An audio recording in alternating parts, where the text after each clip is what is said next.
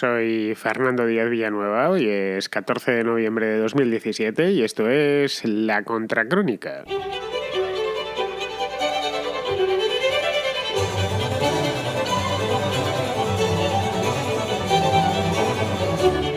El próximo día 19, es decir, este mismo domingo, se celebrarán elecciones en Chile. Se celebrarán elecciones presidenciales, elecciones legislativas, de la Cámara de Diputados que llaman allí y del Senado también, y creo que de los consejeros regionales o territoriales, las presidenciales, que es un poco lo que más interesa porque el presidente de Chile está investido de mucho poder, no es propiamente una república presidencialista, tiene cámaras legislativas, pero el presidente es algo muy serio en Chile, no como en otras repúblicas, como puede ser el caso de la italiana o la alemana. Por lo tanto, es la figura más importante y la que luego internacionalmente pues es conocida. Las elecciones del domingo sean solo en la primera vuelta, o sea, 2 vueltas en el caso de que sea necesaria. En el caso de que al final pues no saque la mayoría suficiente, el ganador tendrá que ir a una segunda vuelta que será ya en diciembre, justo antes de las Navidades. Esto nos dice una cosa así de primeras, y es que Michelle Bachelet va a dejar de ser presidenta y va a dejarlo de ser porque no se presenta, y no se presenta porque no puede. No puede porque en Chile está prohibido optar a una reelección inmediata. Bachelet ha sido 2 veces presidenta de Chile, de 2006 a 2010 y de 2014 hasta ahora, hasta el año 2018, el año que viene, cuando le entregue el relevo al siguiente que venga. Está prohibida terminantemente por la Constitución, así que no puede ser. Y además, por una cuestión de edad, Bachelet, quiero decir, no creo que vuelva a repetir, ya que tiene 66 años, y es probable que estos 2 meses que le quedan sean sus últimos días al frente de la presidencia chilena. Es, por lo tanto, un buen momento para dar un repaso general y hacer un somero balance de lo que Michelle Bachelet ha supuesto para Chile.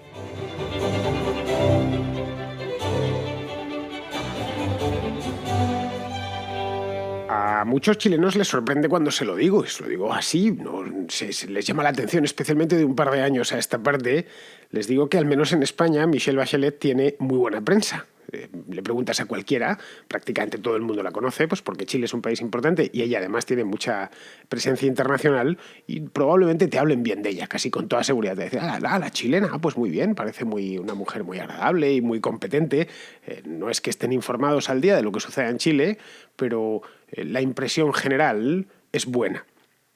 Tiene cierto aire maternal cuando la ves, no sé, como algo parecido al de Angela Merkel, por ejemplo. Angela Merkel en Alemania la llaman Mutti, que es mamita o madrecita, y eso hace que las presidentas, a partir de cierta edad, el pueblo las empieza a considerar madres y no presidentas. Le llegó a pasar incluso a Margaret Thatcher en el Reino Unido hace ya 30 años, y es cuando alcanzan cierta condición de madres de la patria, pues son especialmente queridas. Bueno, pues el caso de Bachelet así se la ve desde el extranjero.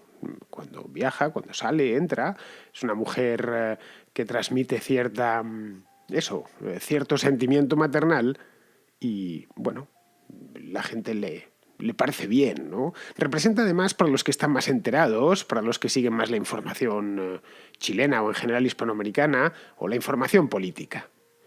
Les parece, más te lo dicen así, ¿no? Bueno, pues esto, a pesar de que incluso gente que no es de izquierdas, que es liberal o que es abiertamente conservadora, te dice, vale, bien, es cierto, yo no estoy de acuerdo con lo que pueda hacer Bachelet porque yo no soy de izquierdas, pero creo que para lo que hay, pues no está mal. Es decir, representa esa izquierda hispanoamericana civilizada.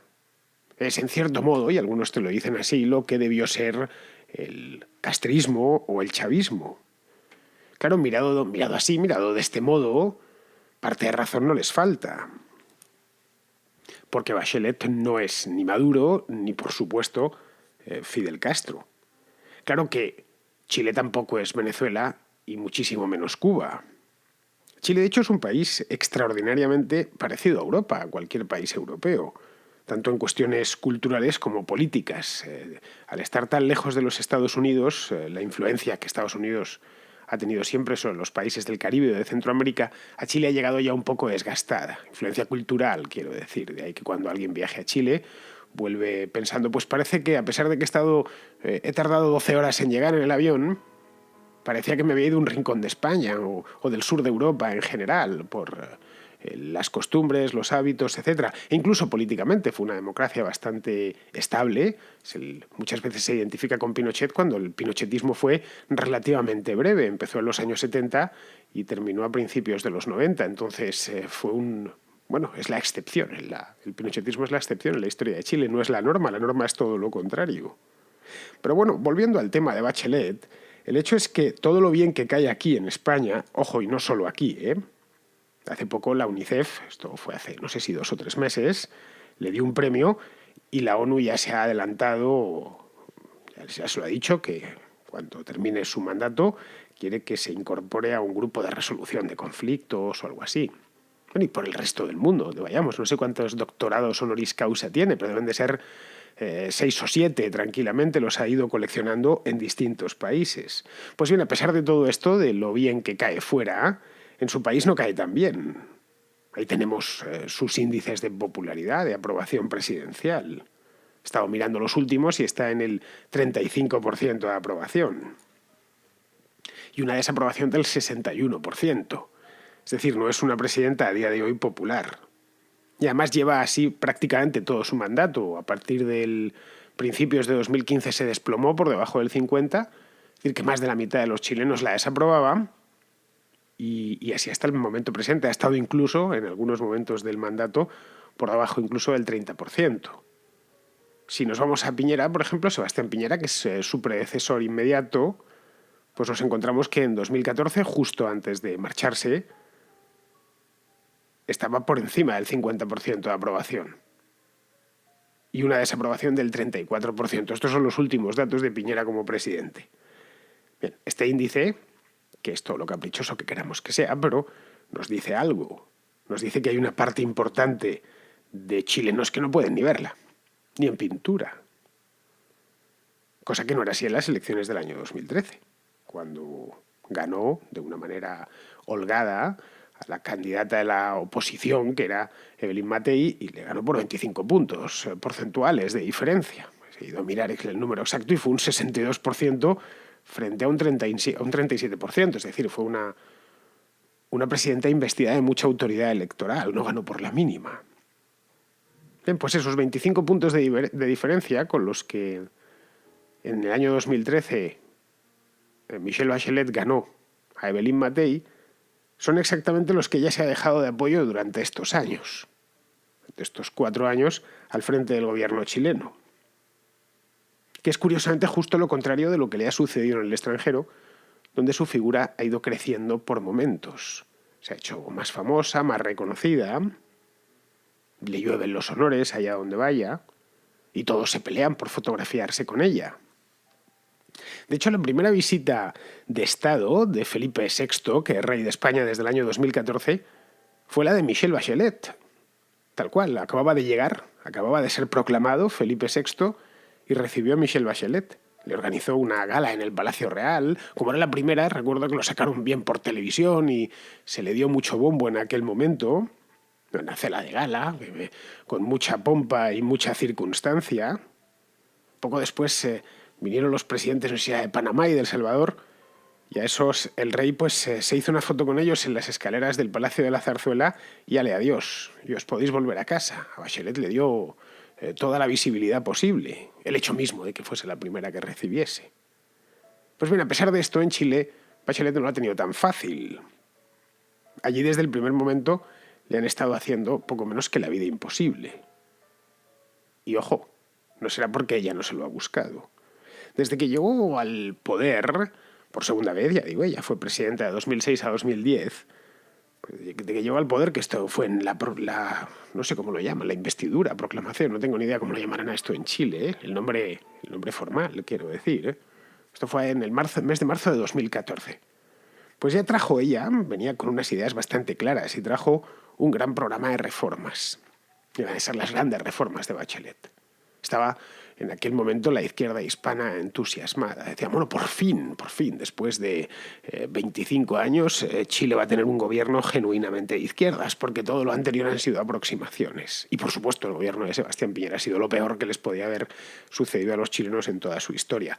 Acordaos esas manifestaciones que hubo en Chile educativas, el tema de la educación, al final del mandato de Piñera. Entonces, bueno, pues esto devuelve, los planetas se vuelven a poner cada uno en su sitio, vuelve a haber una conjunción y ahora se podrá demostrar que otro izquierdismo hispanoamericano es posible. Que a pesar de que ya en 2014 se había muerto Chávez y Maduro no le estaba yendo demasiado bien, eso de Maduro está siendo un error en Matrix, que lo normal es lo de esta mujer.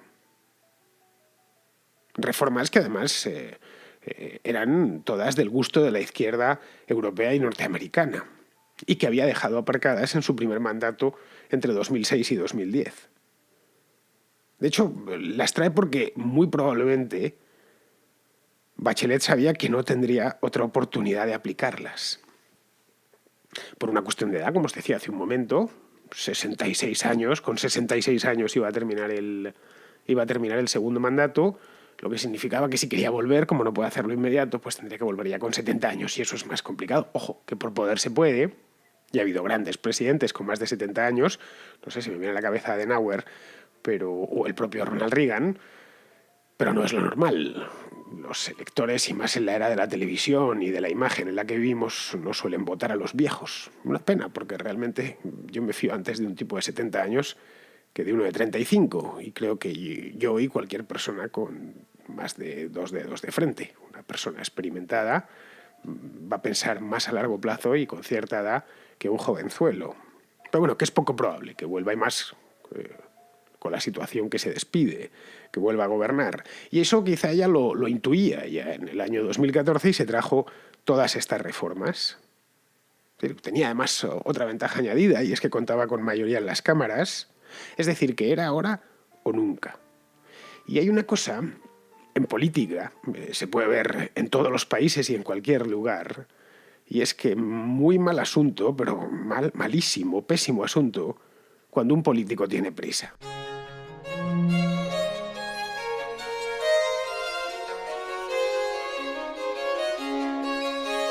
Tenía esta mujer 2 grandes reformas que acometer, y además las anunció con tiempo y se las llevó entre las promesas condensadas en el programa electoral.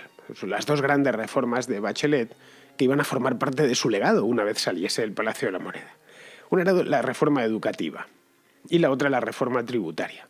Las dos ambas muy en la línea, como os decía, de la izquierda europea y la izquierda norteamericana, y eso les ponía los ojos en blanco. Decían, bueno, pues por fin se va a europeizar, entre comillas, Chile, cuando Chile siempre ha estado europeizado, porque ya digo que es un país europeo a los efectos, a prácticamente todos los efectos, menos la localización geográfica.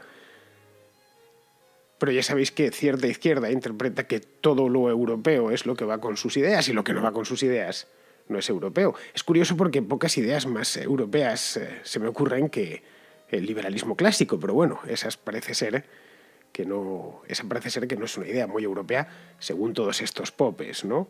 Bueno, la cuestión es que esta mujer tenía esas dos grandes reformas, que eran reformas de calado, que hacer, y tenía 4 años para hacerla. Y además de eso quería meterse en 2 temas que en Chile son muy polémicos. Uno es el del aborto.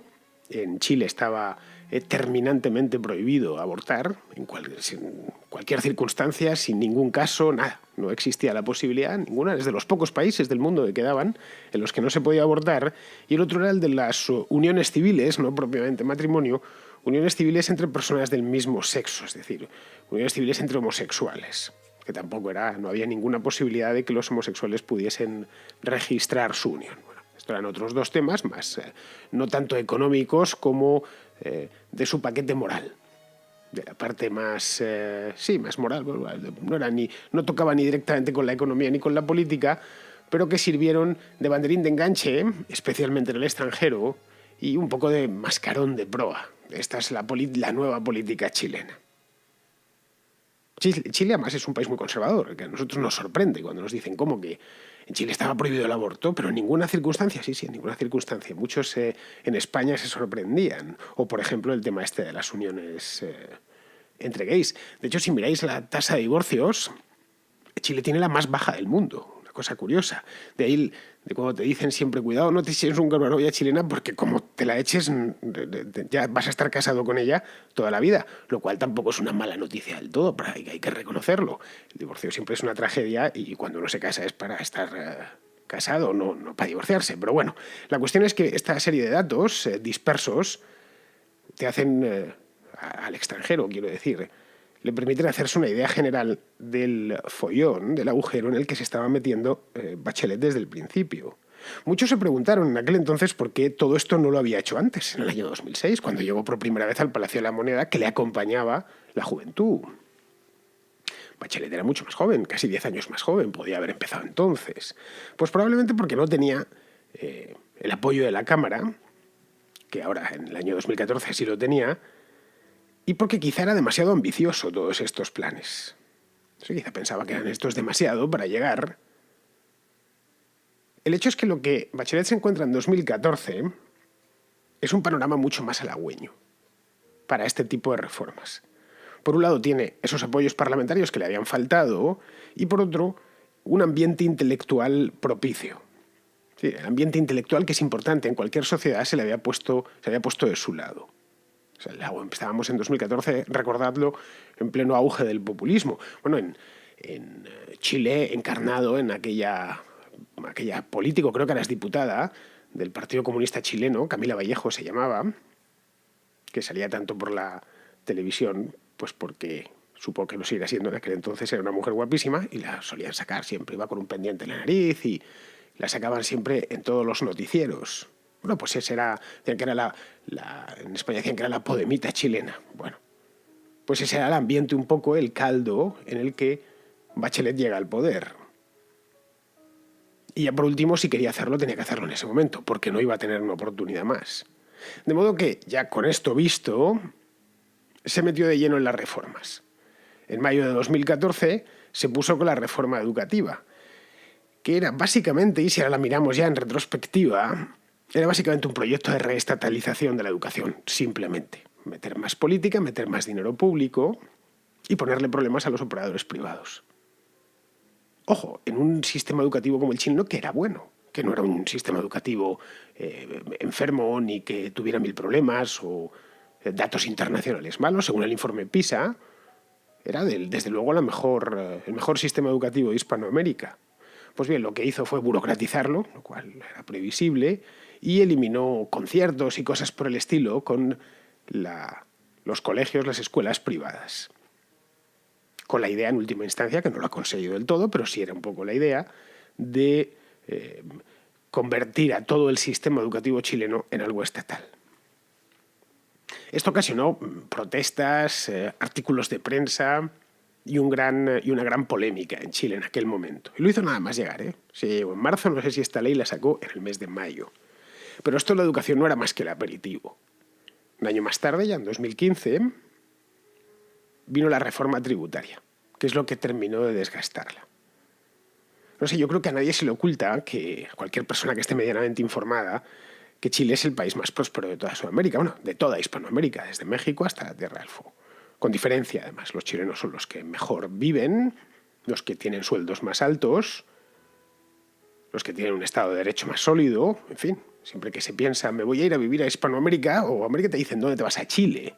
Por lo menos cuando estás en España. Es lo primero que te preguntan. Me voy para allá. ¿A dónde? Me voy a hacer las Américas. A Chile, supongo, ¿no? Y es por esta razón. Y lo es en buena medida. Es decir, es un país próspero gracias a un sector privado muy dinámico que disfrutaba de impuestos más bajos que sus vecinos y bastante seguridad jurídica. Una regulación muy laxa y facilidad para hacer negocios. De hecho, si vamos al informe este de Doing Business, que se hace todos los años, veremos que Chile está muy bien situada. Y en los informes de libertad económica, pues bien, lo que hizo Bachelet, de nuevo, era ponerle problemas donde no los había. Porque no lo había. Chile crecía como un cohete. y empezó por la reforma de los impuestos. Esta reforma incluía pues, una subida para las empresas, que según ella pagaban poco, y la eliminación de una cosa llamada FUT, que es el acrónimo de Fondo de Utilidades Tributarias. Bueno, ¿y el FUT para qué servía y por qué ocasionó tanta polémica? Esto permitía a las empresas chilenas posponer el pago de impuestos si estos se reinvertían en la actividad. Ojo, es una muy buena idea. Y además tenía lógica que hubiese ido directamente por esto porque necesitaba dinero, tenía que financiar todas las promesas electorales que había hecho, que fueron muchas. Pero claro, esto tiene un coste. Si a la economía le sacas X millones de pesos, para gasto político básicamente, pues son X millones de pesos retirados de la economía productiva, que es la que al final crea empleo y crea riqueza. El resultado es que la actividad económica desciende, como ha sucedido en Chile, y recaudas menos. Y en Chile no tienen el Banco Central Europeo para inyectar liquidez ni nada parecido. Esto obliga a incrementar la carga fiscal vía otros impuestos. Es el clásico círculo vicioso en el que los gobiernos socialistas entran y luego no pueden salir de él. Muchas veces no pueden y otras directamente no quieren. Y ojo, Chile no tiene el BCE, pero tampoco tiene petróleo para equilibrar las cuentas. Es decir, el petróleo lo tiene que importar. Bueno, los resultados de este manejo económico tan desastroso pues están a la vista. El crecimiento este año yo no sé si llegará al 1%. Pero a la vez, pero al tiempo que el país no crece, el Estado gasta más que nunca. Y esto el chileno a pie lo siente en el bolsillo. Y carga sus culpas contra el gobierno. Es decir, lo normal. Si a esto le sumamos los escándalos de corrupción, que uno de ellos afectó incluso a la propia Bachelet, el caso Cabal se llamó, una historia muy turbia, protagonizada por un hijo suyo y su nuera, que por lo visto pues dieron un pelotazo, no sé si sacaron 4 o 5 millones de dólares gracias a un préstamo del Banco de Chile, que luego reinvirtieron. Bueno, la cuestión es que eso le supuso un coste personal y político bastante alto. A eso tenemos que sumarle también la aprobación de la ley de unión civil para homosexuales, la ley del aborto, que lo despenalizó en solo 3 casos muy concretos y que a los sectores más conservadores pues les sentó a cuerno quemado, y el resultado pues lo tenemos ahí. Sí, bueno, nos explicamos la poca estima que le tienen la mayor parte de los chilenos. Y sobre todo, la más que probable vuelta de Sebastián Piñera al Palacio de la Moneda.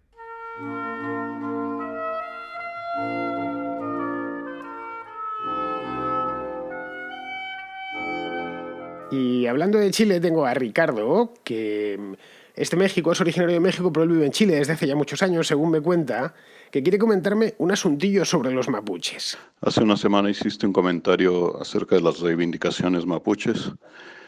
Quería contarte, bueno, acá mucha gente comparte tu opinión, pero parece que la historia es un poco más complicada. Si tú revisas, mencionas a Alonso de Ercilla como conquistador de los mapuches, pero en la realidad él suprimió o ayudó a suprimir una revuelta, pero a finales del siglo XVI todo terminó en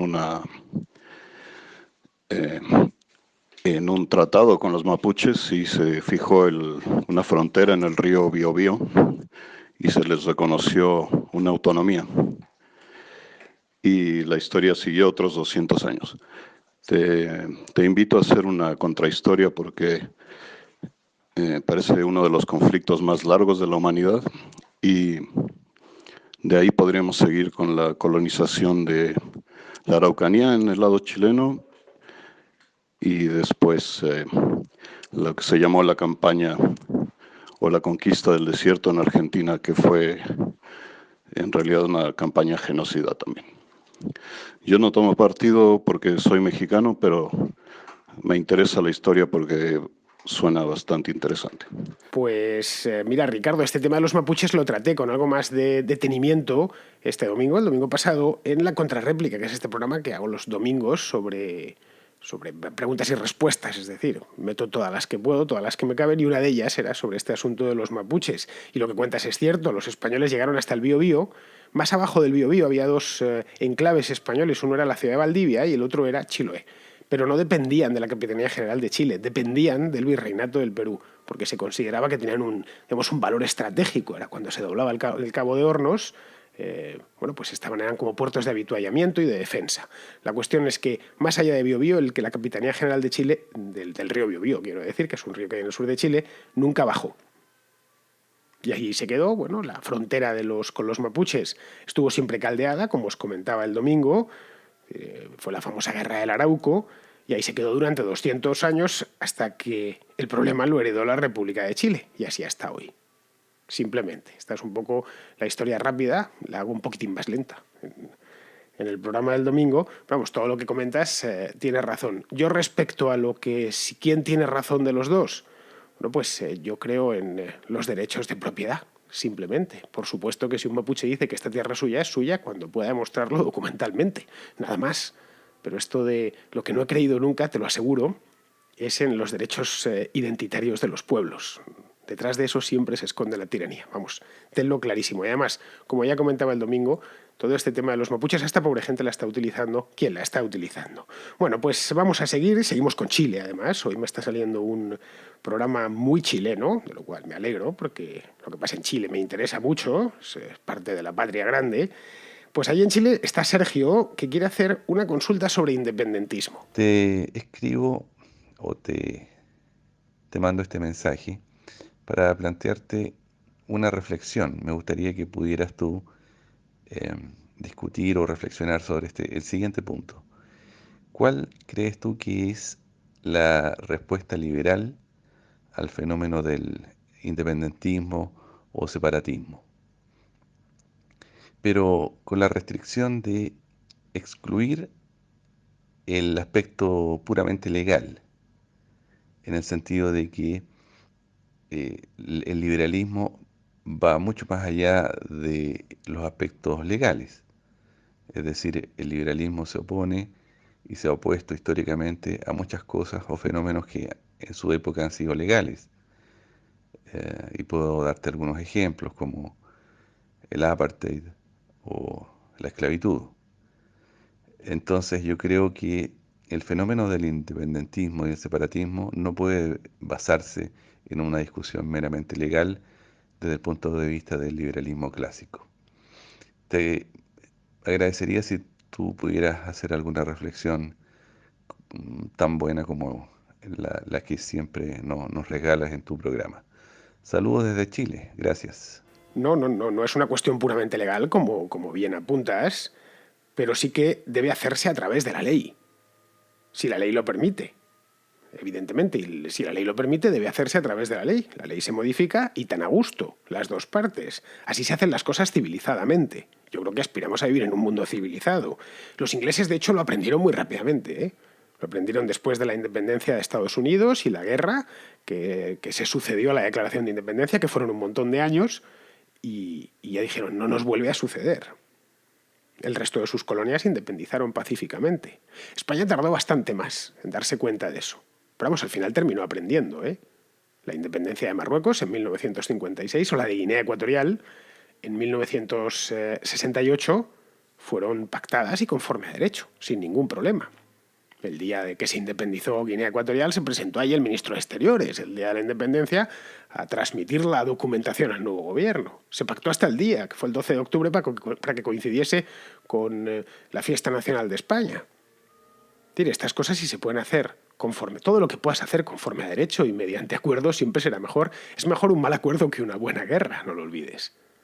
Hacerlo al margen de la ley está justificado siempre y cuando tengas delante un gobierno despótico o tiránico que no admite modificaciones en su ordenamiento jurídico. Yo no creo, sinceramente te lo digo, Sergio, que ese sea el caso de España, hoy en día por lo menos. La Constitución permite su modificación y además con esta Constitución que tenemos, las regiones disfrutan de unos niveles de autogobierno que están entre los más altos del mundo. Es decir, cualquier cosa es España menos centralista. Lo fue en el pasado, inspirándose en una tradición que no era la suya, se trajo la francesa. España siempre fue muy variada políticamente por su propia geografía y su historia desde la Edad Media, pero vamos, hoy por hoy es uno de los países más descentralizados del mundo y puede llegar a serlo más, evidentemente. Yo personalmente soy partidario del derecho de secesión, lo he dicho aquí muchas veces, de cualquier comunidad política con respecto a otra comunidad política. La pregunta, por lo tanto, sería, ¿Cataluña es una comunidad política? Pues sí, indudablemente sí que lo es, claro. Pero también lo es Barcelona, ¿eh? También lo es el Valle de Arán. O la ciudad de Valdivia, de la que hablaba antes, que está en la región de los ríos, que por cierto es una preciosidad de región. Pero siempre y cuando se haga de manera pactada y conforme a derecho. Así es como se hacen las cosas o deberían hacerse. En el caso de Cataluña además ha concurrido otro elemento. Y es que la rebelión ha sido del propio gobierno, no ha sido como la de Estados Unidos, en el que Washington, ni Adams, ni Jefferson eran los gobernadores británicos allí, ¿no? Eran unos particulares. Se rebelaron jugándose la vida, claro. No ha sido el caso de Cataluña, ni muchísimo menos, vamos, en los últimos 2 meses. Pero bueno, yo creo que ya con esto, muy brevemente, pero creo haberte dejado mi posición más o menos clara. Muy bien, pues vamos a ir terminando y terminamos con Pizarro, que tiene un comentario que hacernos sobre el tema este de Rusia, los espías, las redes sociales y todas estas cosas que os comentaba yo ayer. Las redes no tienen fiabilidad. Lo que tienen es capacidad de coordinar protestas callejeras y capacidad para mediatizar la agenda de los medios de comunicación. La calle y los medios mediatizan a su vez a los gobiernos, así que las redes son parte del juego político, movilizando intereses. Los hackers no necesitan ser soldados, son mercenarios. En España, al no tener geoestrategia propia, nos pensamos que no tenemos enemigos. La desinformación masiva impacta y marca tendencia, porque quienes la reciben la procesan con las tripas y sin pensar. Corre más que la verdad, pero cae al primer golpe de contraste. Y con cada bluff agota la efectividad de futuras propagandas. En pocos años, las redes serán fotonovelas porno-ufológicas. Justo castigo. Un cordial saludo de Pizarro. Pues muy bien, queridos amigos, con esto termina la contracrónica de hoy y os emplazo a que os paséis por aquí mañana.